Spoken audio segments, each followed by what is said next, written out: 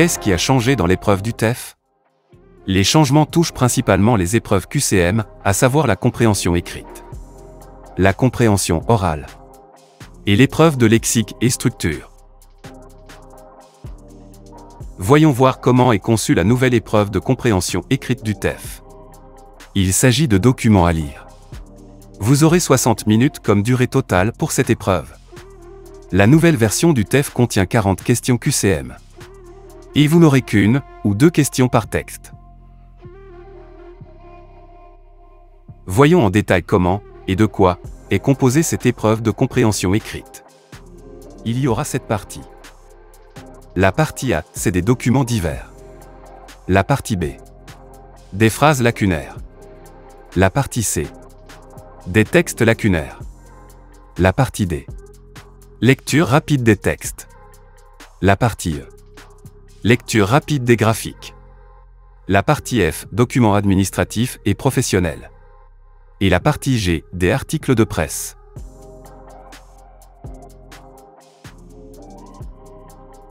À quoi il faut s'attendre dans chaque partie?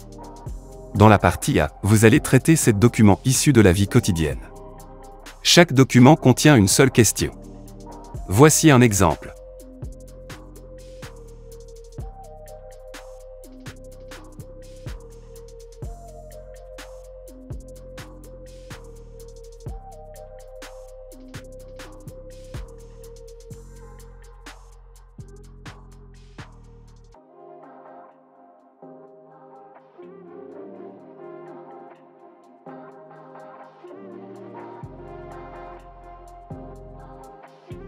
Dans la partie B, vous allez traiter 6 phrases, vous devez trouver le mot manquant dans chacune d'elles.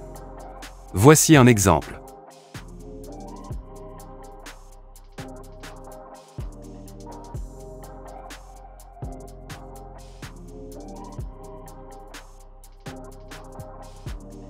Dans la partie C, vous allez traiter 2 documents, chacun avec 2 mots manquants.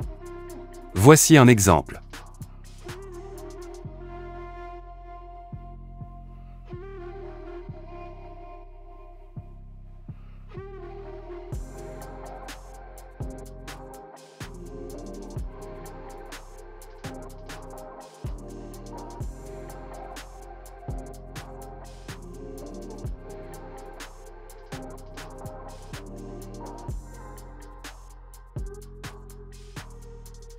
Dans la partie D, on va vous présenter 4 textes courts et vous devez identifier celui qui correspond à l'information précise.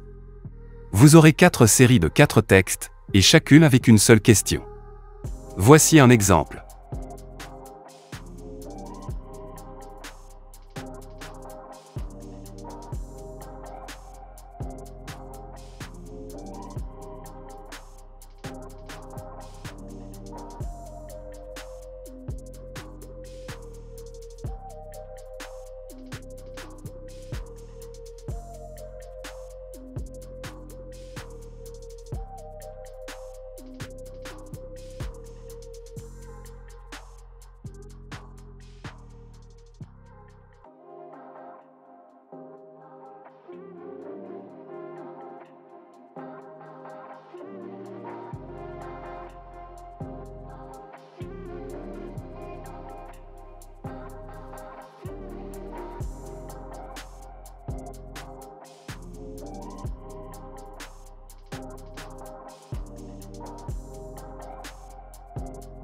Dans la partie, on va vous présenter 4 graphiques et vous devez identifier celui qui correspond à l'information précise. Vous aurez une série de 4 graphiques avec une seule question. Voici un exemple.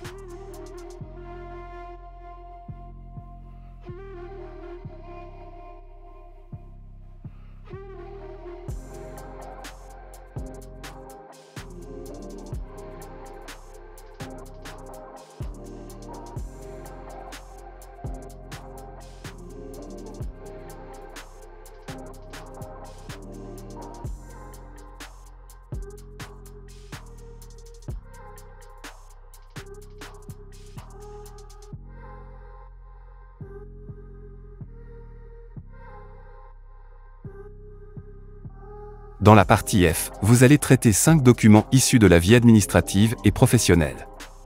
Chacun avec 2 questions. Voici un exemple.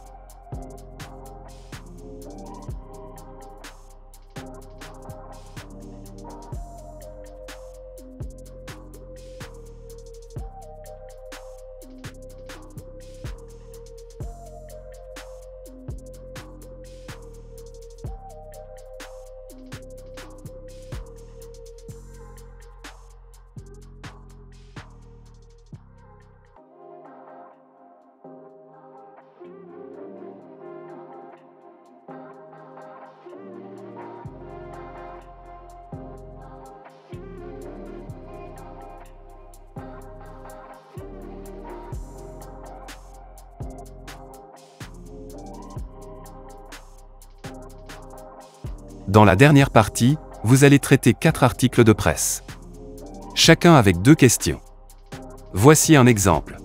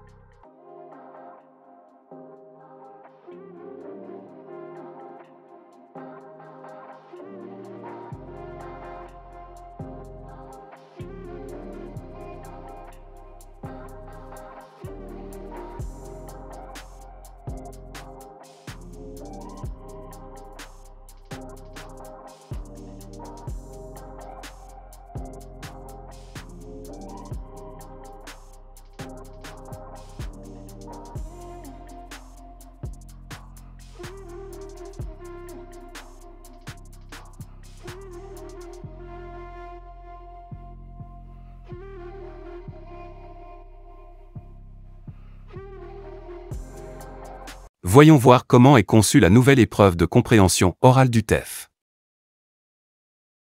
Il s'agit de documents à écouter. Vous aurez 40 minutes comme durée totale pour cette épreuve. La nouvelle version du TEF contient 40 questions QCM. Et vous n'aurez qu'une ou 2 questions par texte. Une seule écoute par exercice.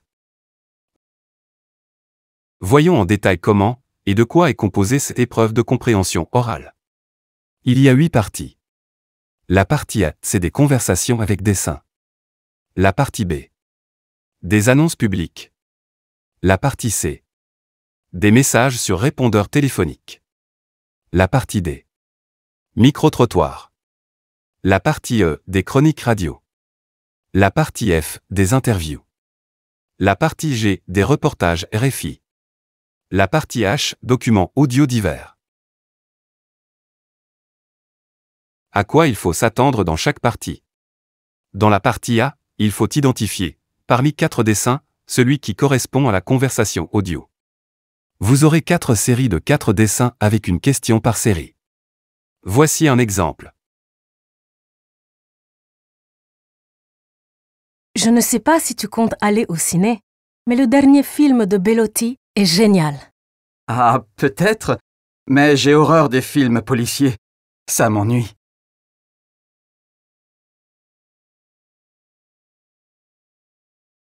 Dans la partie B, il faut comprendre des annonces diffusées dans des lieux publics. Vous aurez une question par annonce. Voici un exemple. Approchez, approchez! Venez découvrir un aperçu des numéros du cirque Sandrard. N'hésitez pas, c'est gratuit pour les petits comme pour les grands.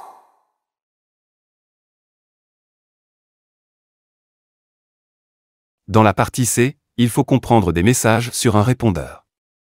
Vous aurez 6 messages, chacun avec une seule question. Voici un exemple. Hey, Ellie, mes parents partent de vendredi à dimanche. Ça te dirait de venir à la maison? Je veux aussi contacter Sam et Anthony. Allez, rappelle-moi. Salut.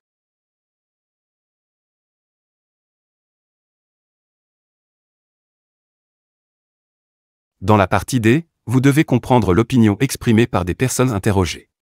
Vous aurez 2 micro-trottoirs avec 3 interventions chacun. Voici un exemple. Vous allez entendre 3 personnes répondre à la question suivante. Auriez-vous envie de vivre dans un autre pays? Indiquez si la personne interrogée A. en aurait très envie. B. en aurait un peu envie. C.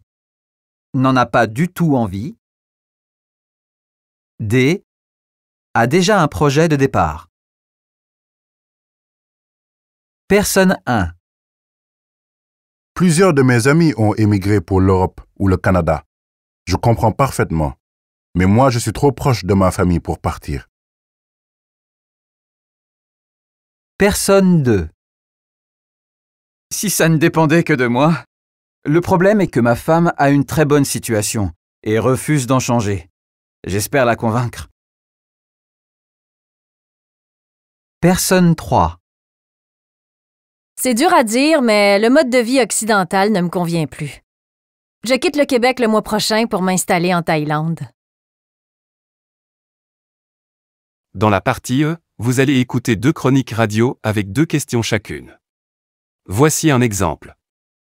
Ah, les vacances estivales. C'est la période de l'année la plus appréciée, mais aussi tristement la plus meurtrière. Chaque été, près d'une centaine de personnes perdent la vie sur la route des vacances. Les 2 principales causes des accidents sont la vitesse et la distraction, notamment en raison de l'usage du cellulaire. Il y a des véhicules plus lents. Il y a des gens avec des véhicules récréatifs, des roulottes et des bateaux. Prenez donc le temps de vous rendre à destination de façon sécuritaire. Surtout que vous allez aussi être fort probablement avec votre petite famille. Allongez la distance entre les véhicules, faites de courtes pauses toutes les 2 heures et bouclez votre ceinture. Sans quoi, on risque de se trouver avec un bilan comparable à celui de l'année 2020, la pire de notre histoire. Dans la partie F, vous allez écouter 3 interviews, chacun avec 2 questions. L'objectif est de comprendre un dialogue entre un journaliste et une personne interviewée. Voici un exemple. Linda Keller, aujourd'hui sort la série Léa que tu as réalisée pour la radio-télévision suisse. Es-tu stressée, zen, sans émotion? Honnêtement, j'ai fait du théâtre, du cinéma, de la télé. Et à chaque fois, c'est l'horreur. Mais c'est le jeu. Quand vient le jour J, notre œuvre nous échappe. Il n'y a plus qu'à se faire toute petite. L'histoire est poignante puisque l'héroïne, une femme politique, voit ressurgir son passé d'ancienne prostituée. Alors déjà, tout est inspiré de faits réels. En Suisse, la prostitution est légale. Donc, on pourrait penser que tout se passe bien, si je puis dire. J'avais à cœur de montrer la réalité de ce milieu dont on ne veut pas entendre parler. Mais aussi la capacité de résilience de ces femmes. Dans la partie G, vous devez traiter un reportage long d'environ 2h30. Il y aura un seul, avec 2 questions. Voici un exemple.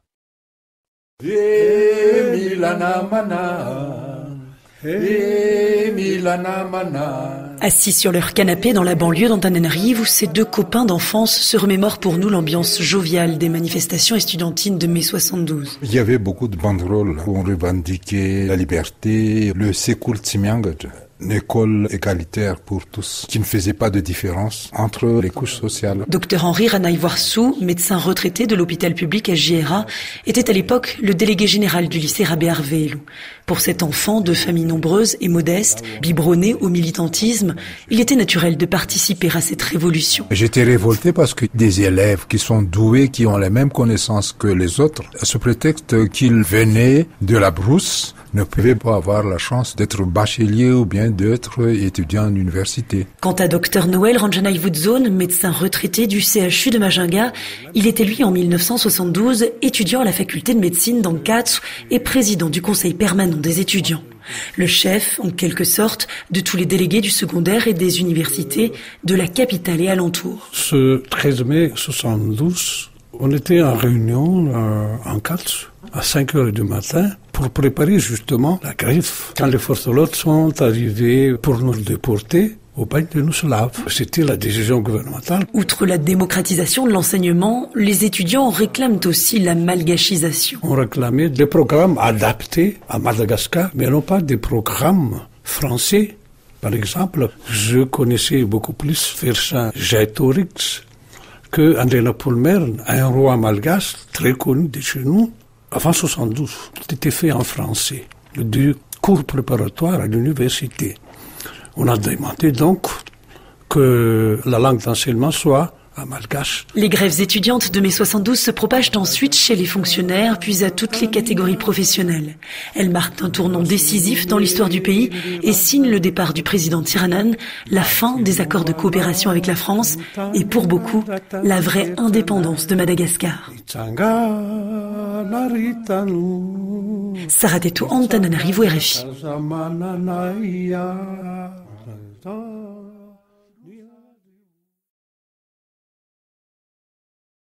Et pour la dernière partie, vous devez traiter 10 documents audio issus de la vie quotidienne. Chacun avec une seule question. Voici un exemple. Hydro-Québec a reçu le feu vert pour un projet qui fournira 20% d'électricité verte à la ville de New York aux États-Unis. Une nouvelle reçue là-bas comme une bouffée d'air frais, car elle signe probablement l'arrêt de plusieurs centrales à énergie fossile implantées dans les quartiers défavorisés. Celles-ci crachent de nombreux gaz toxiques pour alimenter les gratte-ciels, si bien que les New-Yorkais appellent ce secteur le corridor de l'asthme.